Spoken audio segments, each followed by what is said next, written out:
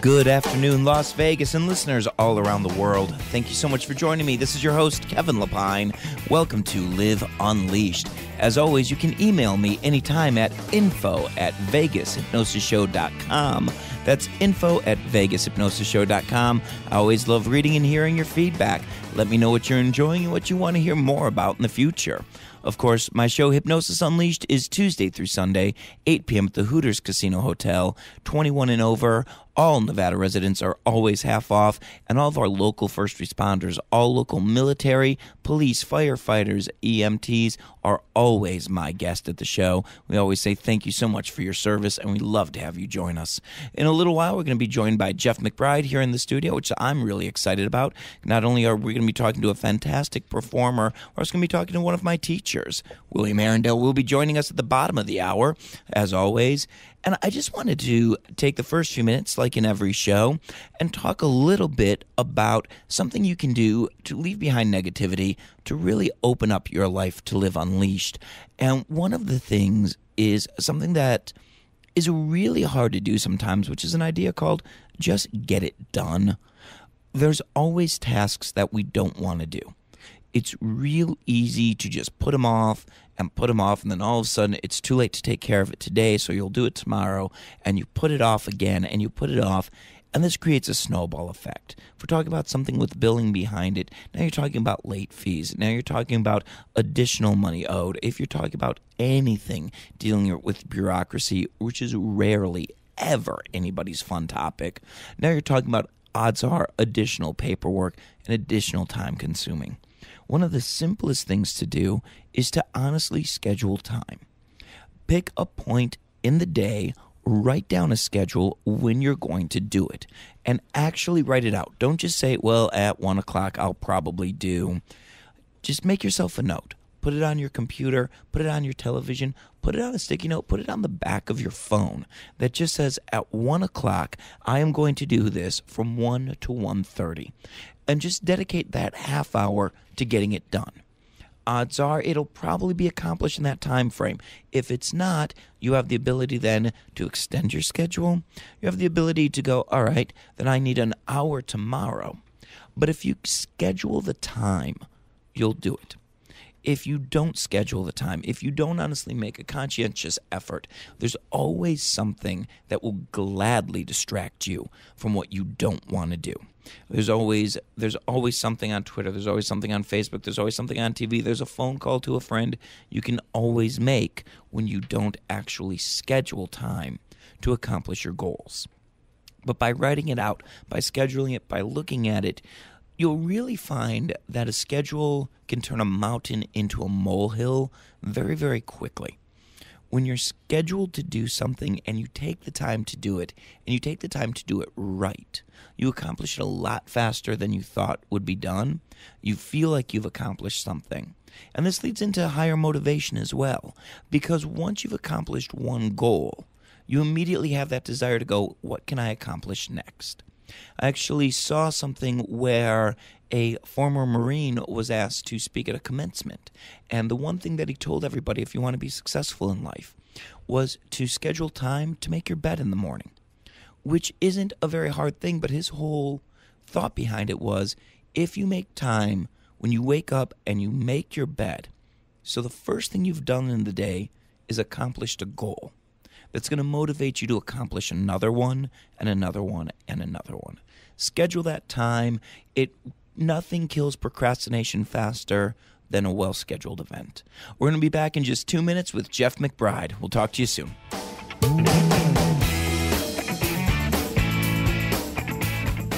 Hello, Las Vegas from Hypnosis Unleashed. All Las Vegas locals get half off every night at the show, Tuesday through Sunday, 8 p.m. Come and join us for Las Vegas's wildest hypnosis show. Watch your friends get turned into rock stars, watch them do the craziest things, or come and be hypnotized yourself. This show has won all the awards here in Las Vegas, and we want to show you why. Come join us every Tuesday through Sunday night. VegasHypnosisShow.com for more details. That's VegasHypnosisShow.com.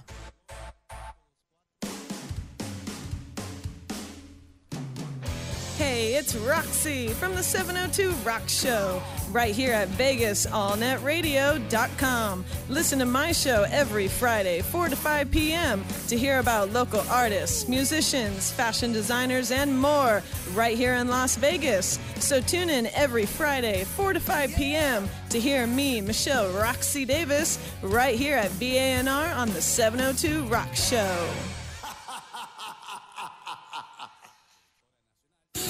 Monday Mayhem is back at Gene Woods Racing Experience Go-Kart Track.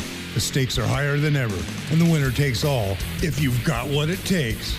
The winner will get to race a real Thunder Roadster at the Las Vegas Motor Speedway in an actual race. So be there every Monday. First race starts at 7. Come early to register. We are located at 121 East Sunset Road at the Sports Center, across from McCarran Airport. For more information, call us at 702-270-8100. That's 702-270-8100. You can visit us on Facebook, or you can go to our website at racingexperiencelv.com. Once you race here, you won't go anywhere else. Monday Mayhem is back.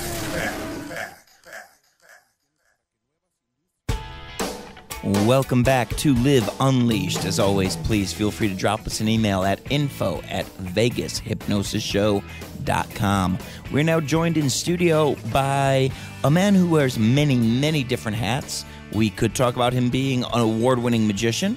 We could talk about him being an illusionist who has been seen literally all around the world. Multiple countries, multiple continents. We can talk about the fact that he is truly an award winner in the world of magic, truly an inventor, a creator, a teacher, and so much more. Ladies and gentlemen, please welcome Jeff McBride. Hey, it's great to be here. I just got to tell your listeners out there, if they watch television or if they're on the internet, they may not know the name Jeff McBride unless they've been in Vegas for the past 30 years, because I've been working here.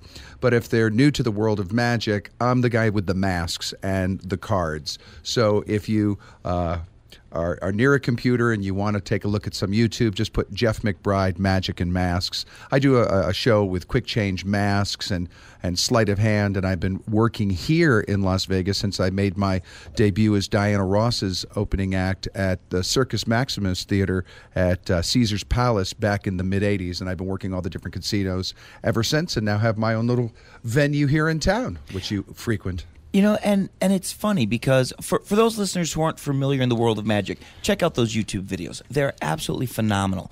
In the world of magic, though, it's the word icon, I think, is used really, really inappropriately. Icon means somebody who is readily identified with a particular topic or field of interest. And really, I would say that you're an icon in the world of magic. I don't think there's anyone in the world of magic who isn't familiar with Jeff McBride. Well, it's because I came up with a style really early on. When I was 16 years old, I had the extraordinary opportunity to travel all the way through Asia to study magic, martial arts, and Japanese kabuki theater. And when I returned to the USA, I took all of these different theatrical art forms and I combined them to create my own unique form of magic, which really caught the media eye and the attention of a lot of stars. I was the opening act for Tina Turner and Diana Ross, Alice Cooper, and I toured extensively recently with a show called The Illusionists, which is now on a U.S. tour and going to Broadway as well.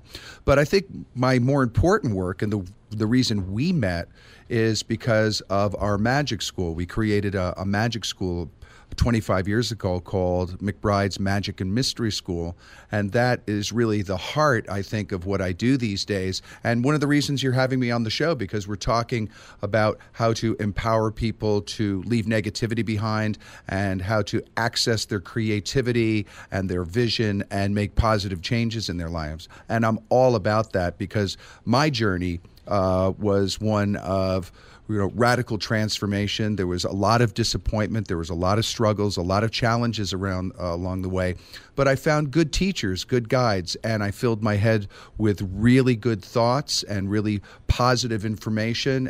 And like I said, good mentors, good teachers, good coaches to be able to help me through those challenging times. And now I feel it's my obligation to pay that back and to help people through the tough times in their lives. And maybe some of your listeners out there can really relate to that. And that's why they tune in every week, because you're a life coach, you're a mentor, and you use your skills as a hypnotist, as a brain trainer to really affect change, not only in individuals, but in your community, in the greater Las Vegas community. Now, you said Alice Cooper, Tina Turner, Yeah. Diana Ross. Now, I just using those three as an example, especially Diana Ross and Tina Turner, we're talking about performers who are known for a dance-heavy show. Alice Cooper, now I'm from Detroit, so a little bit of bias there, but Alice, you're talking about a performer who's known more for the show. Now, I would never call you a dancer per se, but you brought in, like you were saying, the kabuki, you brought in a lot of stage movement. It wasn't a magician pointing at a box. It wasn't a magician pulling something out of the hat. There was a dynamic to the movement and the staging as well. What I got when I was really developing my style, I was in New York City in the late 70s, early 80s, and I was working in nightclubs and rock and roll venues, and the audiences were they were really jaded. Yes. Let me tell you, they had seen a lot of stuff, and magic tricks did not impress them. So I had to get real theatrical and combine costuming and makeup and quick change and the masks and the theatrics. And you have to remember that around that time the tendency, the trends were to go as over the top as you possibly could. So I really took that as my main objective by fusing as many theatrical forms to the magic as possible and to get as much training. I think that's one of the things that modern performers really understand is they have to get training from experts to get to the next level. And I was very fortunate to train with top teachers in dance and in mime and in magic in New York City at the time. And that's what made the difference. Tommy Tune, the Broadway director, saw me very early on and really helped introduce me to the people that managed me and to put me with the international creative management that put me with Diana Ross, put me in Atlantic City, put me at Radio City Music Hall where I was opening act there and touring with the Rockettes. So I worked some of the biggest venues in the world, from Asia to Radio City Music Hall to the Las Vegas Hilton, with a very human-size act. I wasn't doing boxes. I wasn't producing tigers or elephants. I was doing sleight of hand magic, and I was doing magic with the body and very visual elements and people that really stood out to people. And I think that accounted for my success, is that I relied on theatricality, but highly skilled theatricality to make the difference in my career. Now, before you really found your own style, you're a young Jeff, you're getting started in magic. What were your first, how did you start performing? How did you get inspired to do it? I wanted to be a rock and roll drummer around 8 years old, and I was in the library. And if anybody knows the Dewey Decimal System, or the card catalogs, right, the card catalog, right next to the music books are the magic books. So I read all the music books, and I started to take out the magic books. And the first thing it said in the magic book was, "A magician never reveals his secret." So I figured somebody made a terrible mistake by leaving this book in the library, so I made it disappear into my private collection. And since I grew up in a relatively isolated area, there wasn't a lot of magic on television then. There was no internet, so I could only study with books. And I met a few old-timer magicians that helped me a lot with my sleight of hand, people that were students of a very famous magician, Cardini. His name was Hal Fields. He helped me out, and there was a guy with a magic bar in upstate New York called Ali McCoy, which kind of pointed me in the right direction. So I had a bit of mentoring by old-timers. And that's kind of stuck with me as I've gone through the years, the importance of mentoring the next generation. I think that's really important. But I grew up in the Catskill Mountains in upstate New York, about 2 hours from Manhattan. And this was known as the Borscht Belt. This is where the Jewish Alps, this is where where Shecky Greene and Jerry Lewis and all these guys. Well, really, all the old classic comics. Yeah, the Catskill. When you think of the guys who were movie stars in the 40s, these were the guys who were headlining the Catskills in the 60s and 70s. Yeah, and the person that's still, one of the workingest guys out there, Don Rickles was always up there in the Catskill Mountains. And during the 70s and 80s, there was work up there for me, and that's where I cut my teeth up in those resorts. But then that dried up when Atlantic City came along. People started going to Atlantic City. Air travel got a little bit easier. So I started traveling to Manhattan, eventually ended up relocating to Manhattan to study and to work in nightclubs there. But I think what made the difference, and I think it makes the difference in anyone's career, is the amount of stage time that I had. I worked really cheap in really bad clubs a lot. So I was doing 2 shows a night, every single night, 3 shows on Saturday. I had a gig at a place called Club Ibis, which was a nightclub that at one time back in the, I think, 40s or 50s, Edith Piaf performed in. I mean, there was some great stars performing at this place, but this kind of club was one of the only places in New York to work. They paid me $100 a week. For 13 shows a week. Other magicians thought I was crazy. Now, how old were you at the time? I'm 19 years old. I'm working in Manhattan. I'm taking classes during the day. I'm working at this nightclub during the night for $100 a week, and people think I'm crazy. They're going, "Hey, Jeff, what are you doing working for $100 a week? I get paid $100 a show." And guess what? They still are. Well, but now this also gets interesting for me, and I'm not just ripping on magicians here. I'm actually ripping on... let's rip on magicians. I'm kind of ripping on the entire performing field for a second here. Okay. You didn't want to be like everyone else. I couldn't be like anybody else. The audiences were too jaded. They wouldn't watch because they would turn their back and eat their meal. But this is just it. Those guys who are out there doing the shows for $100 are generally people who are mimicking other performers. Yeah. They're not themselves. They're not unique. Audiences don't bond with them. They don't connect. Like you said, they would just turn back to their meal. They would ignore you. What made you go, I want to be the first Jeff McBride? Starvation. Yeah, I was living on 47th Street in Hell's Kitchen, which is the only area of Manhattan you can walk 7 blocks in any direction and never leave the scene of a crime. Right? But it's like I was living in a really bad neighborhood and I was working really cheap, and I needed a way out of that, and the only way to do is to perform my way out of it, to do street shows, to do nightclub shows. Yeah, and eventually it was from doing those, 13 shows a week for a couple of years that, I came to the attention of people like I said before, Tommy Toon saw me, introduced me to Tennessee Williams' manager at the time, Bill Barnes. Bill Barnes was a New York City socialite and introduced me to some of the folks from Motown, and eventually Diana Ross. Diana Ross introduced me to Steve Wynn. Steve Wynn had just opened up the Golden Nugget, brought me out to be the house opening act at Golden Nugget for Paul Anka and Dionne Warwick and Alan King and his stars, because they had that little jewel box back then. And from there, Joe Gersio saw me, who was Elvis's conductor, who was booking the entertainment at the Las Vegas Hilton at the Bal de Moulin Rouge, which was one of the biggest shows in Vegas. And that was the biggest room in Vegas at that time, that Elvis room.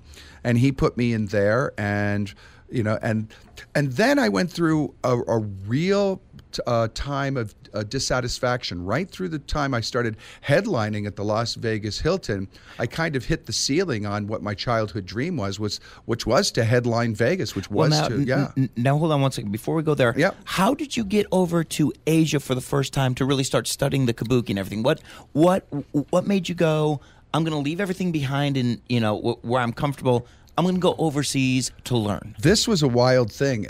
There was a friend of my father's, was an ex-policeman, Jerry Masucci, who with a friend of his put up a couple of $1,000s to record an album of a Latin star named Johnny Pacheco. And Johnny Pacheco was a timbali player, kind of like a Xavier Cugat kind of guy.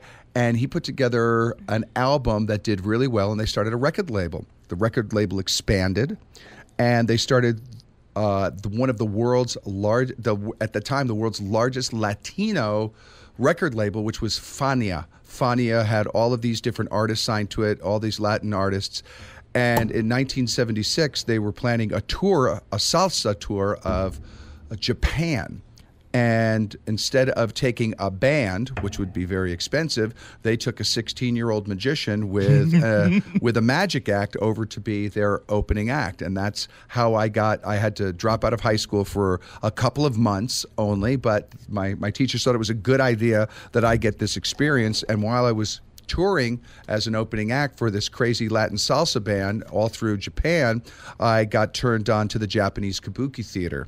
And when I returned to the USA, I started studying Japanese theater and used any opportunity I could to return to Japan. And I got very lucky at that nightclub in New York that I was working, doing 13 shows a week, Club Ibis. A woman named Sachiko Konami that owned a big nightclub over there saw me, brought me back, hired some choreographers and some kabuki dance trainers to train me up in the Japanese theater. She hired martial arts experts to come and train me in sword and martial arts katas and forms, and she made me the star of her nightclub for a couple of years. And when I returned to the USA, that's when Diana Ross saw me and Steve Wynn, and that's when I went to Vegas. So now you're getting these opportunities in these different nightclub environments, and whereas none of them are paying great at this point, they're still fantastic opportunities because you're in front of a real audience, a jaded audience, so you have to be good and to the point. So it's really a massive training ground. But I'm sure there were 500 other performers who may or may not have taken that gig if it was offered. But how are you able to catch their attention, and how did they look at you, being the younger one at that point, and them looking at you and going, I think you've got something, kid. We're going to help tune you up? It was because of my training. It was because the format of my show was very textured. It was very multidimensional. If you didn't like magic, you'd like the dance. If you didn't like the dance, you'd like the quick change. If you didn't like any of that, you'd like the mask work. If you didn't like any of that, maybe you'd like some of the theatricality or the original music or some of the other aspects of the show that we combined. So it wasn't a straight magic act. It wasn't a typical magic act. I was trying to break the mold as much as possible. I was coming out of a very theatrical age of Alice Cooper and David Bowie and Kiss and all of these sort of influences, and I tried to combine that all into my show. And, when I was working Vegas, when I was working Atlantic City, Guy Laliberté and the Le Cirque folks that were just kind of starting out with their tent show in Montreal up in Canada came down, and they took interest in the shows that we were doing here in Las Vegas and Atlantic City, but we could never work anything quite out. But it had that Cirque, very otherworldly, very mysterious, mystical, magical aura to it that you just don't see that much anymore. There's been a trend right now to magic has become very much stand-up and a parody of itself almost. And there's very few magicians in the world today that I think are doing really high artistic work. And one of those few is my teacher, Eugene Berger, who I study with. Well, and it's funny because I was just talking to Juliana Chen about this because she just got done judging a competition. She was actually just saying what you were saying. And I'm going to go kind of two routes on this. First of all, in a weird way, I almost blame the amazing Jonathan and Matt King for what you're talking about because magicians will go and see these guys and they don't understand that Jonathan is well-versed in magic. Mac is a phenomenal magician. Mac does more real magic in his show than most people that call themselves illusionists. But with these guys, they look at it and go, I don't have to do good magic. I just have to tell jokes. But these guys have also written the jokes. They've written the material. They have written something based around their personality that works so strong. And that leads me to something else about your mask act. You can see 10 other people doing it on YouTube now. Yeah, there's, when you break out of the mold and you become a trendsetter, you're going to have a lot of people imitating. If you go take a look at my blog, my Jeff McBlog, on my website, you'll see that there's been a sudden kind of phenomenon of copycat magic that's surfacing, and it's because of the internet age. People see video clips and they just copy it verbatim. And for some reason, they believe that they have the right to just steal verbatim like that, not realizing that mask act, when you do your masks today, that isn't something you wrote in an hour. That's something that took years and meticulously working in front of audiences going, I shouldn't look left here, I should look right. And that comes from continuous refinement in front of live audiences for years and years. It's incredible how the media, and especially YouTube, devours material. In years ago, an act that had 12-minute act, let's say a tap dance act or a magic act or a juggling act, they could work with the same 12 minutes forever. They could tour the world doing cruises and variety shows and hotel shows and corporate shows. And today, those 12 minutes are eaten instantaneously by YouTube, and the mantra of the public is next. They want to see the new. And nowadays, I know with shows like America's Got Talent, it's devouring people's acts at an incredible rate. Well, but even the vaudeville performers called TV the incredible eating machine, because it would just eat up material instantly. That's why Weird Al just got done releasing 8 videos in 8 days, because he said nowadays with YouTube and the internet being what it is, you're famous for 24 hours if you release something. and there's a truth to that. You're someone's Facebook post. Yeah. And so you've developed an act, you've grown, you've met these people, they've helped you grow and grow and grow. And one thing, and we were talking a little bit this before the break. Now, you, of course, have the Magic School, and the website for that is magicalwisdom.com. Which is phenomenal, because that's not just you teaching. You've got you who can teach just amazing stage work, amazing sleight of hand, just really an all-encompassing performer.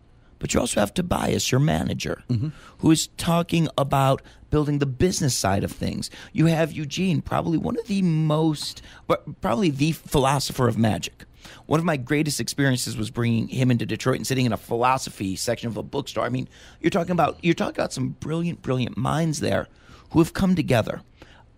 And one thing that we were talking about, Eugene has gone on record many times saying that there was a time in your life that you weren't the Jeff McBride people know now, and the respect that there was a time that you had a lot of anger.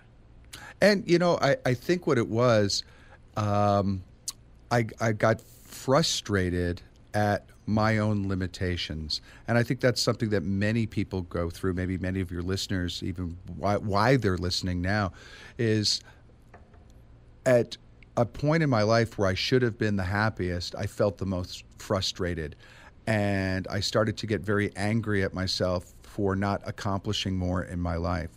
And it wasn't until I met very good teachers and very good mentors that could help me move through this time and teach me new skills to help me cope with my limitations, that I could make any advancement. We were talking about how sometimes anger can be used as rocket fuel to propel your career, but you need some guidance systems. If you're a missile filled with this energy, and you're going to light it on fire, if you don't have good guides, if you don't have good guidance systems. And I think that's really what I need. I was frustrated. I wasn't realizing my potential, so I had to seek out really good guides. Tobias Beckwith, my manager, Eugene Berger, who is a real Gandalf. If you look up, I don't think there's a better description in the world for him than that. He's a real Gandalf. He's a real wizard. He looks like a real wizard. He is a real wizard. He's a philosopher. He's a magician, and he's an incredibly compassionate human being. And they help guide me to making the correct choices. And one of those choices was to open up the school, to create other experiences for people that are interested in magic. It's not everybody that gets interested in magic needs to be a professional magician. Some people have an interest in the philosophy of magic, the history of magic, the methods, the psychology of magic, and they want to be able to deepen their understanding of that. So we've created a portal online, which is the magicalwisdom.com, and we have a 24-hour online school that people can view magic videos, which is called McBrideMagic.tv. If you go to McBrideMagic.tv, there's 24-hour streaming discussions and philosophical talks on magic, which would, I think, be of interest to many of your listeners. Now, was there a moment, was there just a sensitizing moment where you went, I can't be this frustrated anymore? Yeah, I think I was performing at the Las Vegas Hilton in the Bal de Moulin Rouge, which was one of the largest shows. This is back in the mid-'80s. And the show was having a big cast party, and I had a decision to make. I could either go to the cast party and hang out and drink and party with the cast, which would be a lot of fun, or I could take a trip out into the desert for a retreat, for a vision quest. And one of my spiritual mentors at that time, his name is Marlon, took me out into the desert and put me through a 3-day vision quest. And that really helped me get clear and move to a new direction in my life, which was not to be so surface, so shallow in my work, but to take some time off, to step back, to go back to study more about my craft, about the history of magic, the roots of magic. So I started to study shamanism and ritual magic, and that led me to a whole other field of study. And I eventually met my wife, Abby, at one of the retreats that I was studying at, and our mutual passion for studying the history of magic and music led to a whole new re-inspiration of my work, and eventually to creating the Magic and Mystery School. And before we go to break, and we're going to be joined by Will, who I know is going to have a bunch of questions for you. The third Thursday of every month, you do Wonderground. Yeah, that's a very interesting place where the magic community, my students, Las Vegas celebrities meet. We don't advertise, so you're never going to hear about it other than on things like this. It's called Wonderground. It happens at the Olive Mediterranean, and it's a 3-hour immersive magic experience where performers get together and they present new work. They present parlor magic. There's a stage magic show. It's a combination of acrobatics, performance art. There's live painters. There's a psychic sideshow with tarot readers. There's all sorts of new magic, and a lot of the local magicians join the Burning Man art community down there. So you'll see, Lance Burton, Matt King, Kevin James, Johnny Thompson. Occasionally Siegfried, Teller's been down, and this is a place where the magic community comes together to celebrate, and we change it every single month. And if you want more information on that, you can go to VegasWonderground.com. That's WonderGround.com. Wonderground. We're going to be back in just 2 minutes with Jeff McBride and my co-host William Arundel. Thank you for listening in. Awesome. Hello, Las Vegas from Hypnosis Unleashed. All Las Vegas locals get half off every night at the show, Tuesday through Sunday, 8 p.m. Come and join us for Las Vegas's wildest hypnosis show. Watch your friends get turned into rock stars, watch them do the craziest things, or come and be hypnotized yourself. This show has won all the awards here in Las Vegas, and we want to show you why. Come join us every Tuesday through Sunday night. VegasHypnosisShow.com for more details. That's VegasHypnosisShow.com.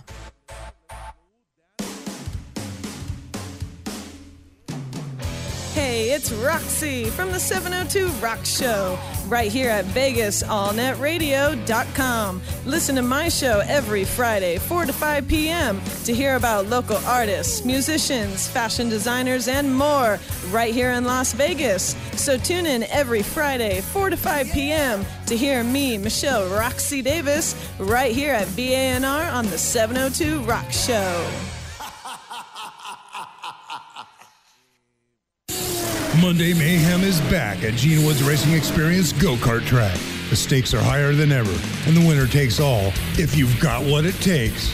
The winner will get to race a real Thunder Roadster at the Las Vegas Motor Speedway in an actual race. So be there every Monday. First race starts at 7. Come early to register. We are located at 121 East Sunset Road at the Sports Center, across from McCarran Airport. For more information, call us at 702-270-8100. That's 702-270-8100. You can visit us on Facebook, or you can go to our website at racingexperiencelv.com. Once you race here, you won't go anywhere else. Monday Mayhem is back. Welcome back to Live Unleashed. We are joined by one of my best friends, one of actually my guides, the guy who has not only been there with me to guide me towards doing the right thing, but has helped me to do the wrong thing probably more than just about anyone else. Please welcome William Arundel. It's good to be here. It's good to be here, and I think you've helped me do the right thing and the wrong thing a few times yourself. Jeff, it's a pleasure to meet you, and I've enjoyed your mask routine for many years. When Kev told me that we were going to interview you, I kind of looked around because I knew a little bit about you already, but I was surprised to hear you hold 3 world records. Yeah, I thought 3 world records, 3 world records, one for card throwing, like Gambit. Yes, like a ninja. I have the speed record with throwing playing cards, standard playing cards, which is something I do at the finale of my show, and people can also see it on my YouTube clips. And also coin rolling coins on the fingertips. I don't watch television, so I have a lot of time to practice and listen to the radio. Actually, hold on. Let me ask you about one of your world records, because I don't know if you lost one and got it back, but I believe that my friend Chris Lynn, actually, you had a record, and he actually beat that a couple of years later after you did. And I think you got that one back, didn't you? I know nothing about this. I was not notified, but it seems the gauntlet has been thrown. But then again, that's the joys of records, is it always inspires somebody to go, can I go further? Can I go further? That's really what I think magic inspires people to do. They say, if this guy can do this, I wonder what I can do. That's what magic reminds us, that there are no limitations, that there are no rules that cannot be broken, and that reality is subject to change at a moment's notice. I've always thought that magic should really fall under that great quote from, I think it was Robert Kennedy, you look at the world and say why, I look at the world and say why not. That's a really positive way to think about it. That's what magicians take, limitations, and shatter them and crush them, and I hope that inspires people to look at their own limitations and see them as illusions. And I think that's what both your work and my work are about, are helping people see past their limitations on what is out there and what their lives can be, so they can lead fuller, richer lives. And for those of you out there listening, you heard him say he didn't watch television a lot, and one of the greatest causes of procrastination out there is the television. Jeff, what do you think magic has taught you most about yourself, besides that limitations can be shattered? You were talking about procrastination, and that's what Kevin's meditation at the top of the show is about, like not putting off tasks. Magic has taught me to prioritize, to do the important thing or the difficult thing, the most challenging thing first. There's a book out there called Eat That Frog, I believe, and this is an interesting concept. Eating the frog. The frog represents, it's a symbol for the most difficult thing you're going to do all day long. And if you eat the frog first thing in the morning, that's as bad as it's going to be. Everything's going to be tastier all day long. So one of the things magic has taught me is to tackle the most important, the biggest problem first thing on. You bite off your biggest, most unpleasant task and accomplish as much of that task first thing in the morning before you move on to anything else, because that's when you have the most awareness, that's when you have the most energy. Now, one of the things that's most challenging for me is writing. It doesn't come easy, and I must write and I have columns that I write for magazines, and I have books that I write, and blogs, and updates, and all the other writing that I have to do. I do that first thing in the morning when I get up. So I have at least a draft. It doesn't have to be pretty. Eating a frog is not a pretty thing. But I will take that first stab at it, make a mess, and do as much as I can to make progress on the most difficult task first thing in the morning, and then move on. And I think that's one of the keys that magic has taught me to avoid procrastination and make positive progress. And what does your brain say to you when you go to start to write? You can't do it. You're faking. You're a phony. You're in it. This is drivel. Oh my God, they'll see through you that you're a phony. All of that stuff. It happens all the time, but you got to get that draft on paper. Now, one of the things that does help is having good guides, good mentors, and good people to filter that draft past. So I'll take an awful draft of some writing, and I'll give it to my wife to clean up, and she'll fix the spelling and the punctuation and the usage. And then I have my content kind of editor, Eugene or Tobias or one of my other friends will look at it and go, that's just wrong, Jeff. And then I'll back up and maybe rewrite that or take another stab at it. But wait, hold on one second here. Yeah. Because this is actually a really big concept. Like I said, multiple award winner, and you've won some of the biggest awards in magic. Yeah. You've been seen on some of the biggest stages in the world. And, I'm not one to just throw around compliments, but I'm serious. An icon in the world of magic. And you're saying, even when you're writing something from scratch, that you've got the same insecurities that everybody else has when they're taking pen to paper. Yeah, I have insecurities like anyone else. I just really rely on teamwork, on friends, and collaboration. The same thing with the magic school. I could not do the magic school alone. It's a collaborative effort in order to create the incredible experience. It's a team effort. When we put on Wonderground every month, there is the DJ, there are the dancers, there's the lighting techs, there's all of the acts, there's the live artists. It's a collaborative effort. It's much bigger than just me. And I hope my life is bigger than just me. And one of the wonderful things about life is the incredibly rich friendships and connections I have with people in our community that collaborate, just like I'm collaborating with you now. We met, you attended our school, and I have a picture of you hanging on my wall there with, I think, Siegfried attended that class as one of our special guest stars, and Siegfried from Siegfried and Roy. And even he gives back to the community in so many ways. As big a star as he is, he still collaborates and works with other organizations and other individuals. And I really admire that quality in people like Siegfried and Roy, people like Lance Burton, Mac King with his reading programs. It's like we're all in this together. And the more help I ask for, I seem to get, and that sets up a chain of reciprocity for me wanting to help others with their projects. So a lot of my students send me their writing to critique. But I was going to say, your class doesn't end at the end of the week or the weekend. And now when we're just talking about the core three, and when I say the core three, I'm talking you, Eugene, and Tobias.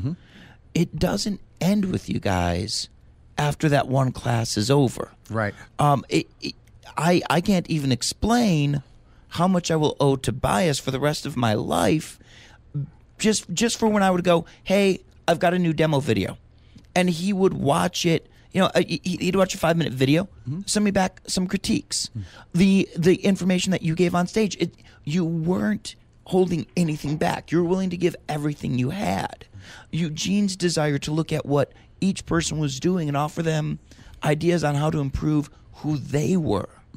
You make it a completely immersive experience that continues on. Yeah, we realize that when people come to our school, they may think they're signing up for just a class, but what they're really doing is weaving themselves into the fabric of a magic community that's really cares about supporting each other's success. So there's continuing efforts to, upgrade. Let's say Eugene will always help people with scripting ideas.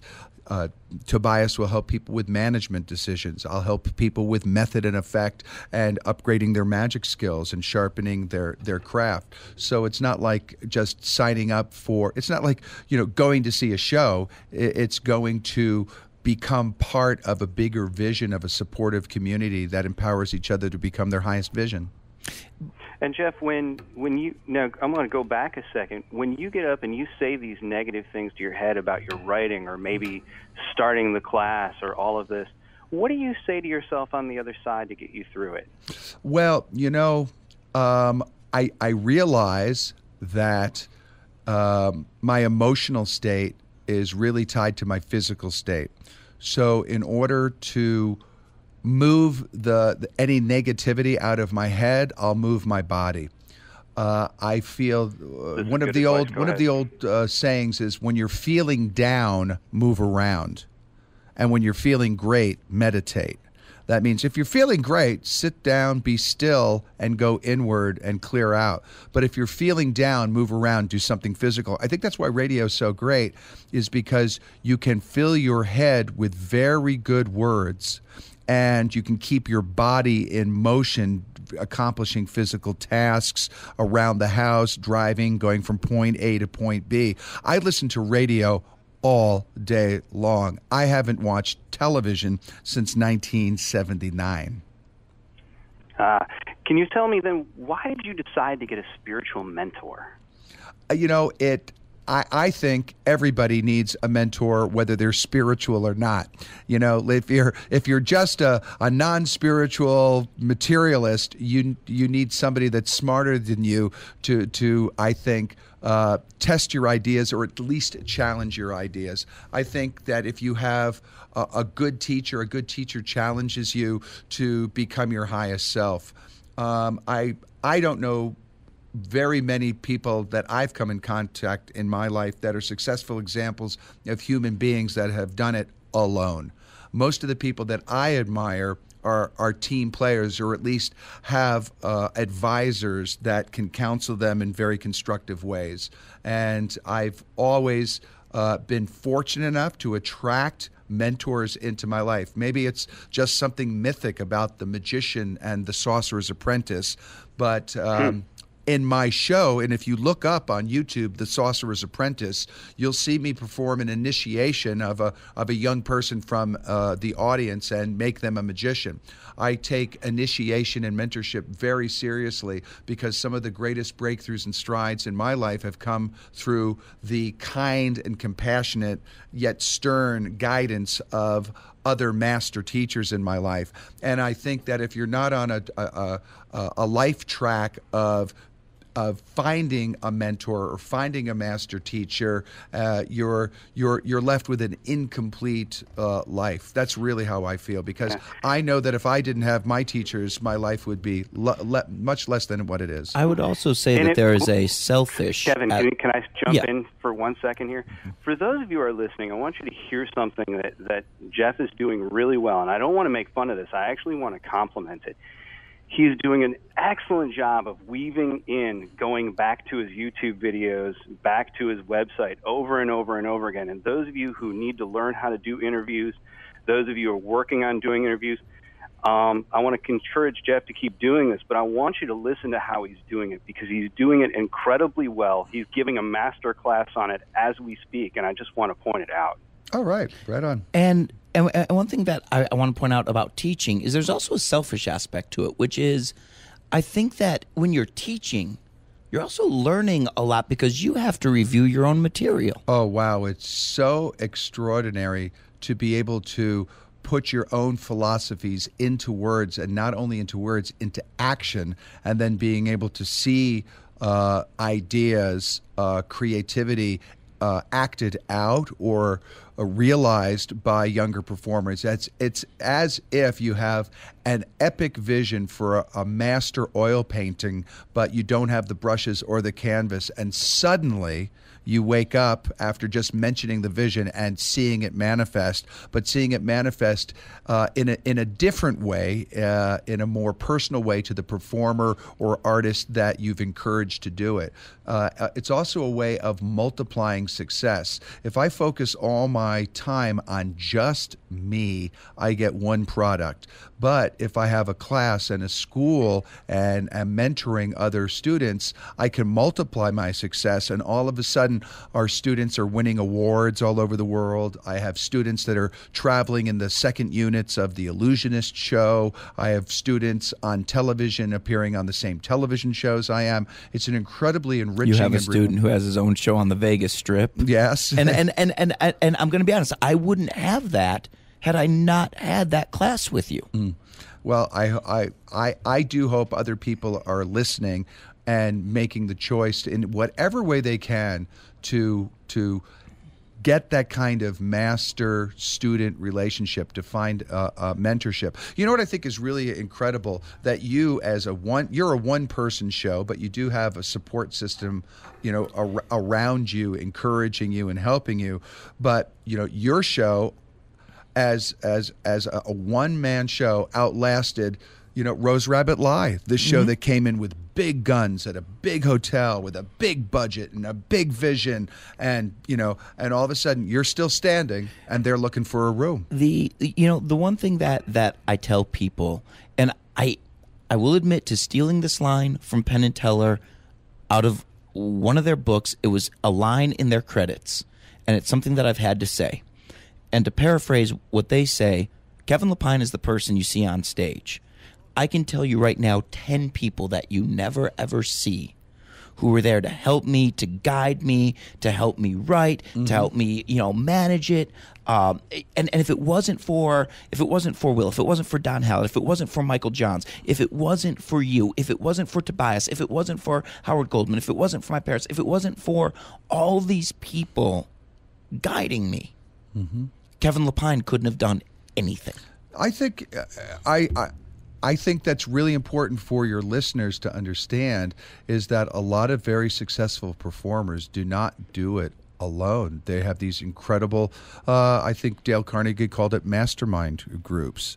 I think one of the books that a lot of people could read, that so many self-help books are built on today, is How to Win Friends and Influence People, where he talks about building the mastermind group and getting the best in the field to be able to advise you and to fill your mind and to fill your environment with very positive, proactive, enlightened people. And I think the more you do that, the more success you have. And there was a beauty, and it took me way longer to accept this fact than it should have, is that the performer is inherently arrogant when the performer believes that they should be the writer, the director, the producer, and the talent, and the hiring manager, and the creative director, and when there's so many people out there who can take those hats off of your shoulders. Right. And the people that do that, they have a richer life because they're woven into the fabric of a community, which I think is really important. And as much as Jeff was talking about some of the bigger names that you hear at Wonderground, the joy that I love at Wonderground is there's also the up-and-comers who are so close to being the next big thing. This is an opportunity that we give a lot of artists, is their first Las Vegas stage. We have a lot of performers coming over from Europe and all over the United States that come to Wonderground, that get on stage for their very first time. You can only make your debut in Vegas, one time. So we take that very seriously and do all that we can to nurture new artists and welcome them into the Las Vegas magic scene. We're actually running a little bit long right now. A couple of websites that I want to bring back up is VegasWonderground.com, and what is this, the school one again? The very easy one is McBrideMagic.tv. That's an entry portal to our online school and to our magic school. And there's lots of free stuff for you to view there, to watch back episodes of our weekly show. And, of course, William Arundel, you can catch his website at helpneworleans.com.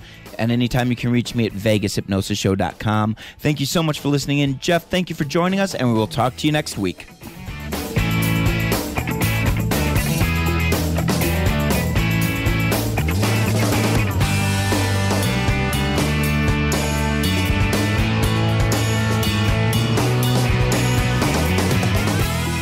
This is Kevin Lepine with Live Unleashed every Tuesday from 3 to 4 p.m. Come and join us for an hour of learning how to live your life unleashed, free from negativity. Learn about local events that are happening, hear interviews with local celebrities, as well as how people have accomplished their dreams and have left behind negative behavior to live the life they want to live. Every Tuesday from 3 to 4 p.m., join me and therapist William Arundel for an hour of Living Unleashed.